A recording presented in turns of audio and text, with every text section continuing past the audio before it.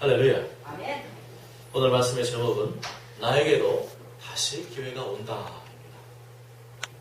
여러분은 존경하는 사람이 있습니까? 내가 평생 동안 따를 만한 모델이 있습니까?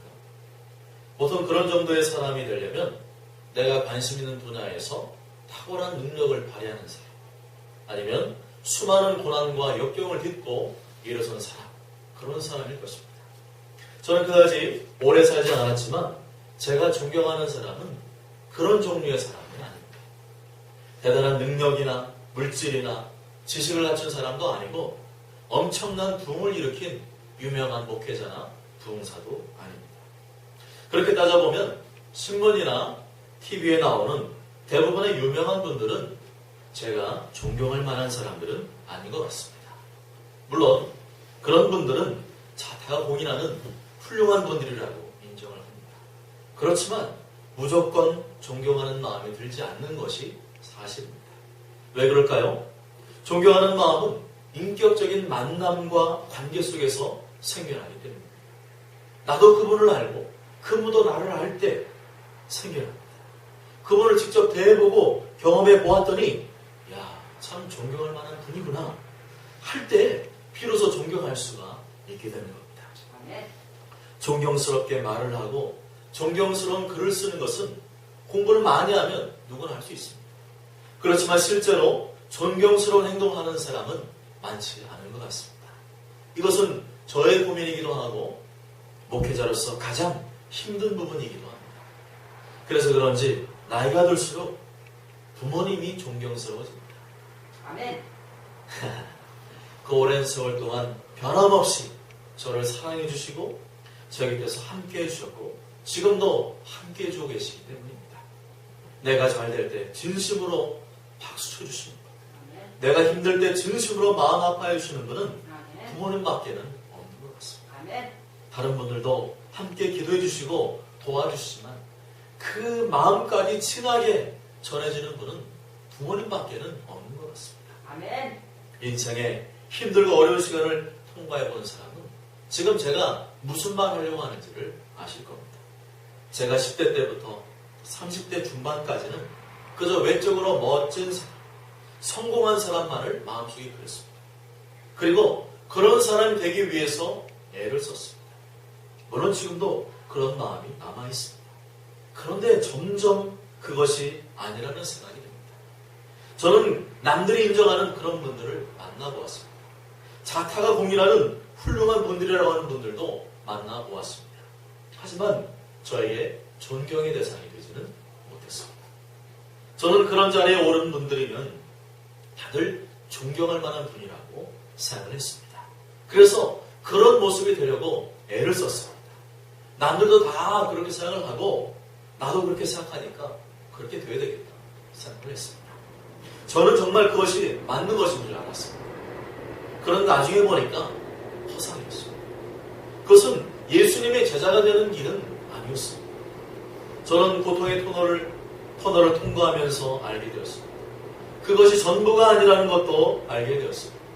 제가 고통 중에 있을 때 몇몇 분을 제외하고는 모두 다 저를 이상한 눈빛으로 쳐다봤습니다. 차갑고 냉정하게 되었습니다.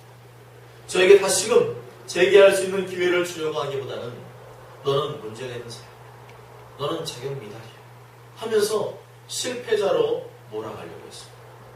지금도 그분들의 이름이 가끔 인터넷이나 매스컴에 오르내릴 때마다 저도 모르게 고개가 돌아갑니다. 왜죠?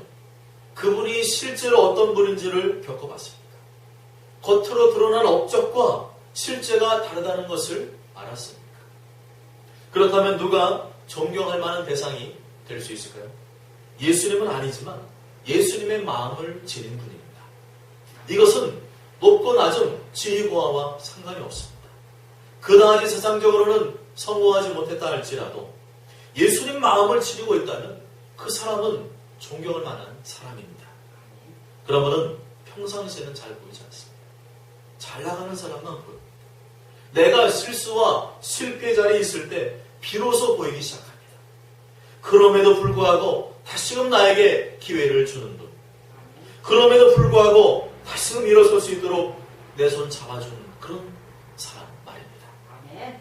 IBM의 설립자인 톰 왓슨의 성공 비결 중 하나는 사람을 가장 소중한 자산으로 여기는 것이라고 합니다.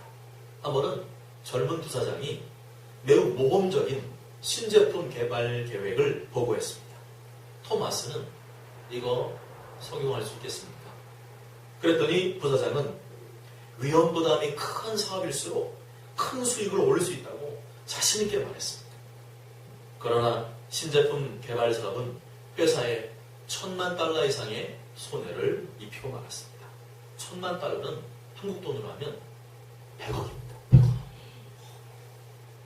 톰 왓슨이 부사장을 불렀습니다. 그랬더니 그 젊은 부사장은 사표를 제출하며 말했습니다. 사장님, 회사에 막대한 손해를 끼친 이 책임을 통감하고 사직서를 제출합니다. 그러자 톰 왓슨이 정색을 하며 말했습니다. 무슨 소리입니까? 나는 자네를 교육하는데 무려 $10,000,000가 들어갔는데 다시 시작하게. $10,000,000를 손에 입혔다는 거죠. 그렇지만 그 비싼 등록금 내가 대신해 줍니다. 그러니 다시 시작하게. 실패의 좌절감에 빠져있던 이 부사장은 톰 왓슨의 격려와 넓은 가슴에 감동하여 다시 한번 신제품 개발에 도전하였고 마침내 성공하게 되었습니다. 어떻습니까? 그동안은 사장을 따르면서도 능력 있는 분, 대단한 분, IBM 사장인데 그렇게 인정은 했었지만 진심으로 존경하지는 않았을 수 있습니다. 그러나 톰 왓슨이 회사에 큰 손해를 끼친 자신을 버리지 않고 다시금 일어설 수 있도록 기회를 준 일로 인하여 부사장은 톰 왓슨을 진심으로 존경하게 되었고 더욱 충성을 다하게 되었던 것입니다. 그렇습니다. 성공했을 때 10번의 칭찬보다 실패했을 때 한 번의 격려와 배려가 더 큰 힘을 발휘합니다. 실패의 자리에 있는 사람에게 기꺼이 기회의 손을 내밀어 붙잡아 줄 때 그 사람은 그 사람으로 인하여 그 사람으로 통하여서 진정 존경받는 사람이 될 수 있는 것입니다. 여러분은 베드로가 예수님 처음 만났을 때부터 존경했다고 생각하십니까? 아니면 죽은 자를 살리고 온갖 질병을 고치고 놀라운 기적을 일으키고 권세 있는 교훈을 으로 가르쳤을 때라고 생각하십니까? 성경 보면 그렇지 않은 것 같습니다. 베드로는 예수님을 능력이 많고 훌륭한 분으로 믿고 따른 것은 사실이지만 처음부터 마음속 깊이 진심으로 존경하고 따랐던 것은 아니었던 것 같습니다. 예수님 부활하시기 전까지도 그러하지 못했던 것 같습니다. 베드로의 생각은 매우 세속적이었습니다. 예수님 믿긴 했지만 예수님 따르긴 했지만 그 생각과 가치관은 여전히 세상적이었습니다. 그저 예수님 잘 섬기다 보면 나도 한몫 챙길 수 있을 거야. 나에게 언젠가 좋은 날이 올 것이라는 그러한 소망으로 예수님을 알았습니다. 한 번은 예수님과 베드로의 의견이 심하게 충돌한 적이 있습니다. 예수님은 베드로를 향해서 사탄아 내 뒤로 물러가라 말씀할 정도로 매우 심하게 책망하셨습니다. 왜 그랬습니까? 베드로의 마음속에는 이제 조금만 참으면 예수님과 함께 영광스러운 자리에 내가 올라갈 것이다. 그런 기대감으로 부풀어 있는데 그런데 갑자기 예수님이 산통 깨는 소리를 했던 겁니다. 마태복음 16장 21절에 이때로부터 예수 그리스도께서 자기가 예루살렘에 올라가 장로들과 대제사장들과 서기관들에게 많은 고난을 받고 죽임을 당하고 제3일에 살아날 것을 비로소 나타내시니 예수님이 십자가에 죽으시겠다 말씀하셨습니다. 그랬더니 베드로의 생각이 복잡하기 시작하는 거죠. 십자가에서 죽으시면 내가 원하는 소망은 끝장나는 것. 그걸 위해서 여기까지 내가 열심히 달려왔는데 하루아침에 산산조각 날 것을 생각하니까 머릿속이 캄캄해졌습니다. 순간 베드로는 젖먹던 힘을 다해서 예수님 옷자락을 꽉 붙잡았습니다. 베드로가 예수를 붙들고 항변하 이르되 주여 그리 마옵소서 이 일이 결코 주께 미치지 아니하리이다. 예수님 여기서 이러시면 안 됩니다. 이제 영광 받으실 때가 코앞에 다가왔는데 갑자기 이게 무슨 소리입니까? 하면서 눈물을 글썽였을 겁니다. 제자들은 저 꺼주시죠. 3년이 다 돼가도록 예수님과 함께 먹고 마시고 자고 뒹굴고 공동체 생활을 했지만 그 중심까지 변하지는 않았습니다. 예수님과 함께 고생스러운 길을 같이 걸어왔지만 여전히 품고 있는 마음의 중심은 너무도 달랐습니다. 모 교단에서 강조하는 번영신학과 희망신학을 경계해야 됩니다. 그것은 예수님으로부터 심한 꾸중과 책망을 듣게 하는 신학입니다. 양들로 하여금 주님과 멀어지게 만드는 신학입니다. 그런데 많은 목회자들이 그 신학을 추종하고 있습니다. 안타깝습니다.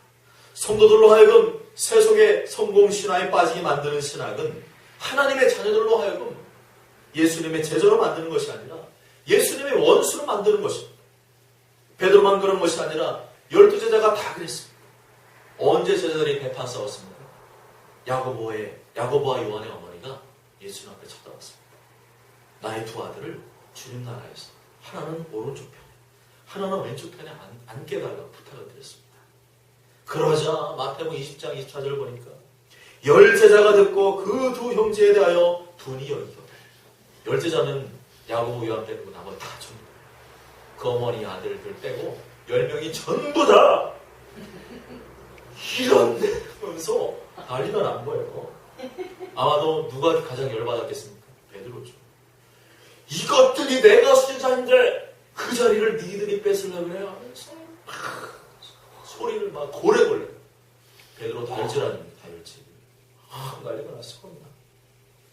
예수님 모실 때 얼마나 한심했겠습니까? 3년 동안 데려다녔는데 결국 그 결정판이 이거였다. 니들이 산통 깨는구나. 베드로가 그죠? 그 모습 보면서 예수님은요, 내가 3년 동안 데려다닌 결과가 이건가?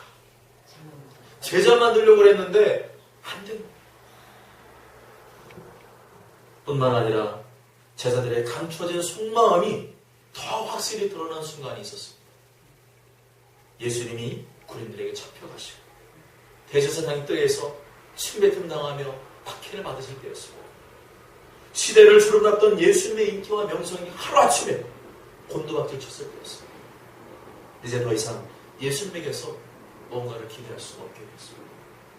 도리어 예수님과 한패로 보였다가는 나도 피곤하는 생각에 쟤들은 슬금슬금 다 도망쳤습니다.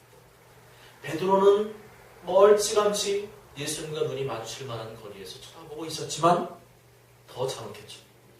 여종 앞에서 예수님을 저주하며 부인했습니다. 마태복음 26장 14절에 그가 저주하며 맹세하여 이르되 나는 그 사람을 알지 못하노라. 아니 곧 닭이 울더라. 그 다음 베드로가 펑펑 울었죠. 그 중에서 가장 머리 좋은 가룟 유다는 어땠습니까? 예수님 주가 떨어진다. 그러니까 주가 더 떨어지기 전에 팔아먹자. 그래가지고 은 30이라도 건지기 위해서 예수님 팔아먹었습니다. 이게 인간입니다. 이게 우리의 모습입니다. 사람의 본심은 평상시에는 잘 모릅니다. 내가 힘들고 어려운 시기를 지날 때 알게 됩니다. 내가 실수와 실패의 자리에 있을 때 알게 됩니다. 예수님은 바로 그 자리에서 열제자의 모습이, 열제자의 중심이 어떠한지를 확 드러내셨습니다. 그동안 나와 함께 할 만한 사람이라고 생각했던 사람도 내가 그런 일을 만나게 되면 대부분 등을 돌리게 됩니다. 언제 그러냐는 듯이 차갑고 냉정하게 대합니다. 그런데도 불구하고 곁에 남아주는 사람이 있을까요? 없을까요? 있습니다. 끝까지 떠나지 않고 나와 함께 해준 사람이 있습니다.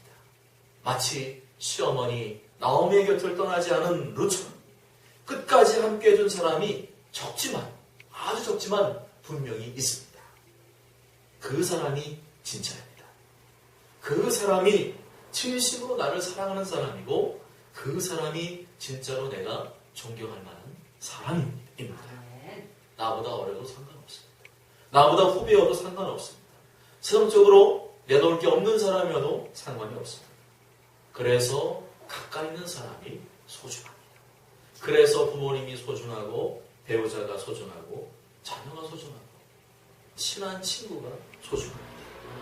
디모데후서 5장 8절에 누구든지 자기 친족, 특히 자기 가족을 돌보지 아니하면 믿음을 배반한 자여 불신자보다 더 악한 자니라 말씀합니다. 그렇게 자기가 따르고 섬겼던 예수님, 십자가에서 피 흘려 죽으시자 베드로는 절망에 빠졌습니다. 배신했다는 그 슬픔도 있었지만 예수님이 죽었다는 사실에 충격을 받았습니다. 이제는 아무런 낙이 없었습니다. 다시 고기 잡으러 갔지만 고기도 안 잡혀. 뭘 해도 되는 게 없었습니다. 베드로는 예수님 다시 부활했다는 소식을 들었습니다. 그렇지만 여전히 고기는 잡으러 갔습니다. 무슨 얘기입니까? 베드로는 완전히 실망감, 패배감, 좌책감에 빠져 있었던 겁니다. 그러니까 주님을 배신한 나 같은 쓰레기에게 예수님이 찾아올 리가 없어. 그렇게 단정을 했던 겁니다. 그런데 예상을 깨고 주님이 베드로 앞에 나타나셨습니다.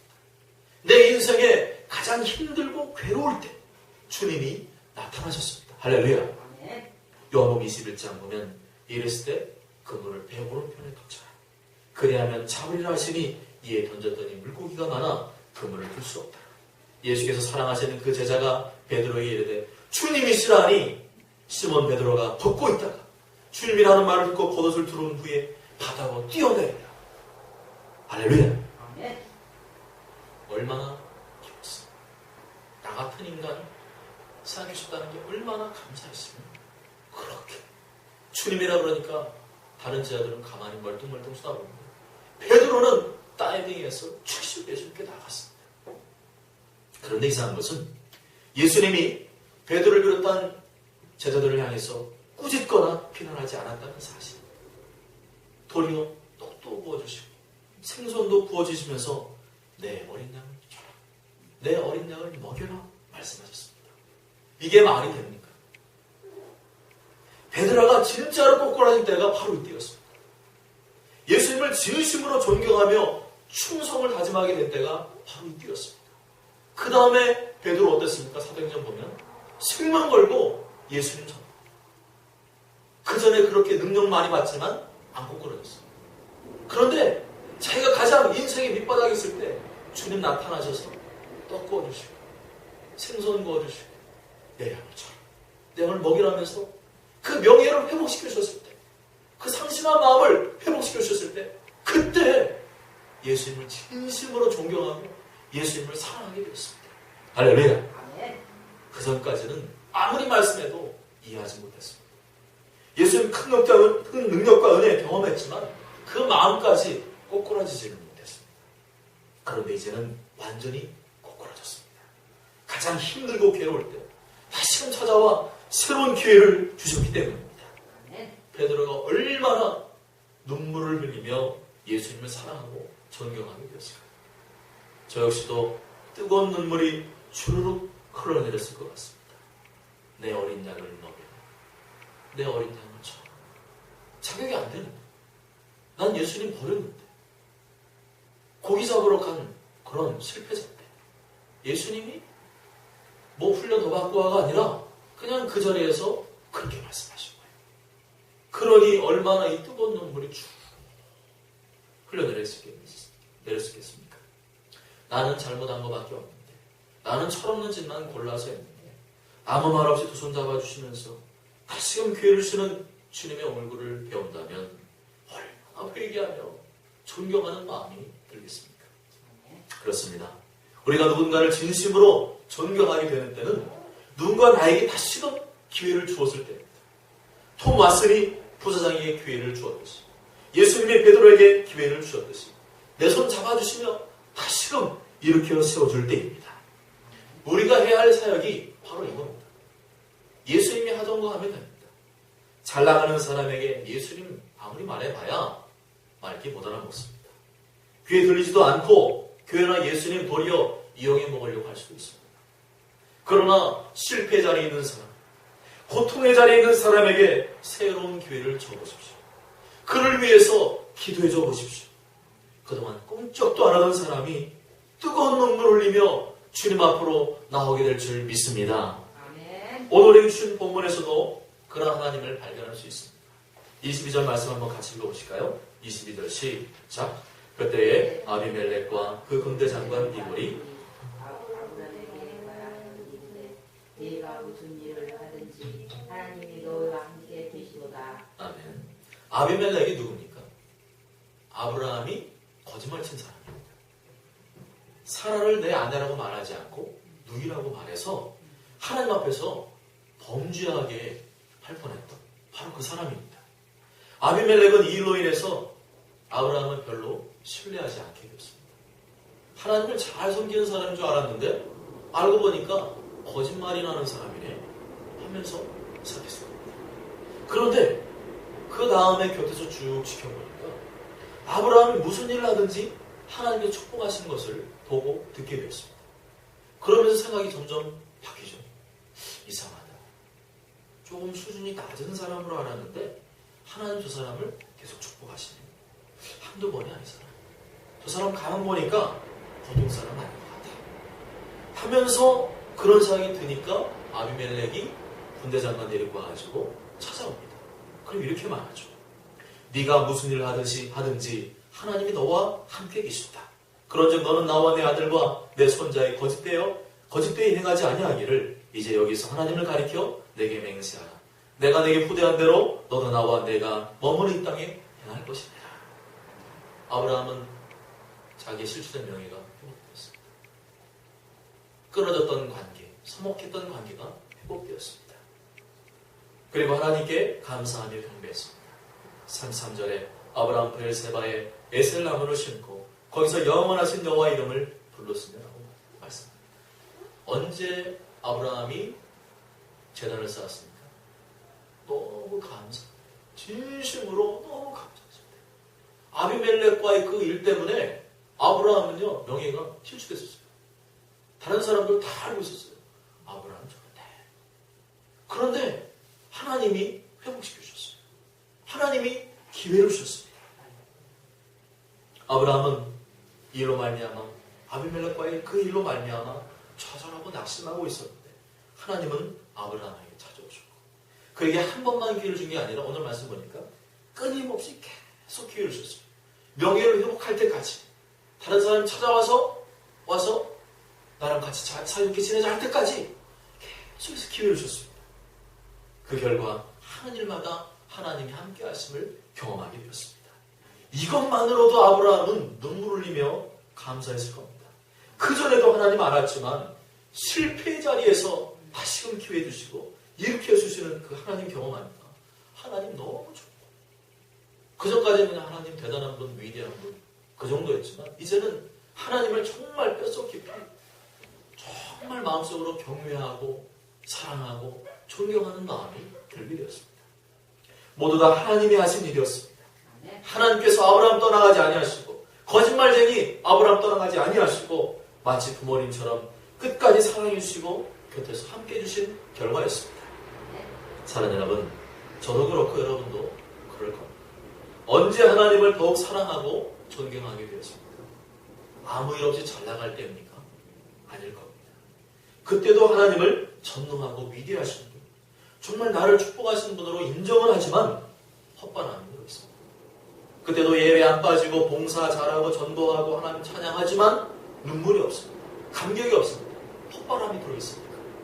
그러나 내가 실패의 자리, 고통의 자리, 질병의 자리, 인생의 위 가운데 있을 때 하나님께서 두 손 내밀어 나를 붙잡아 주시고 새로운 기회를 주시면 어떻게 되겠습니까? 뜨거운 눈물을 흘리며 하나님을 사랑하게 됩니다. 주체할 수 없는 감사와 감격이 나를 뒤덮게 됩니다.